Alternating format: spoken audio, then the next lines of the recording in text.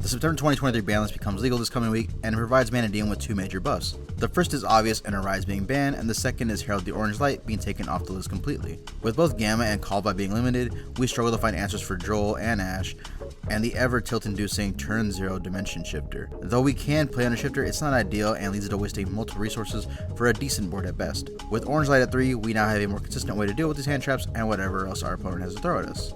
I'll go over two builds in this video, one featuring Revolution Synchron, similar to the previous build I had, minus the sprites, and one that plays Diviner of the Herald to give further synergy to our orange lights. The end goal of both Diviner and Rev is to give us access to Ancient Fairy in order to extend our combos by popping our field spells. There are benefits and downsides to both. Diviner of course is Ash bait and uses up our normal summon, but to one card Ancient Fairy, or Link 2, and at worst fodder for Orange Light, or a light synchro material for Vistas Amatara. Rev Synchron helps us make the best out of an Ash Right Heart or Room Heart, and allows us to capitalize on an otherwise wasted normal summon, but doesn't do anything for us otherwise and has zero synergy with the rest of our fairy lineup.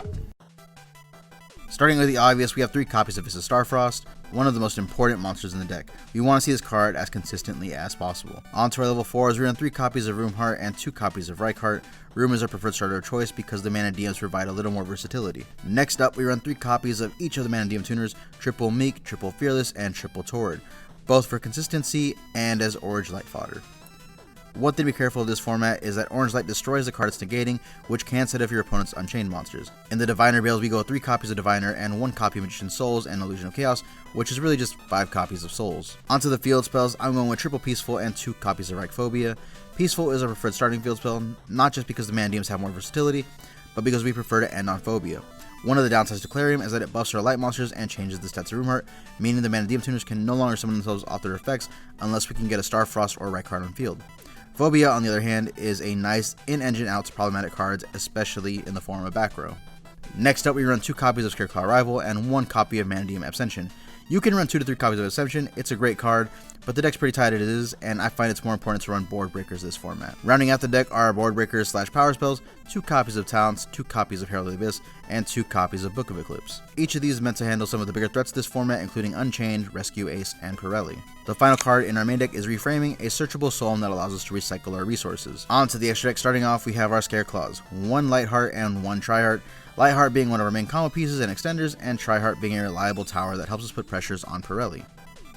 Next up is Cross Sheep, one of the main parts of our combo, which both buffs our monsters off synchro summons and of course helps us get into our full end board by taking advantage of Astaloud.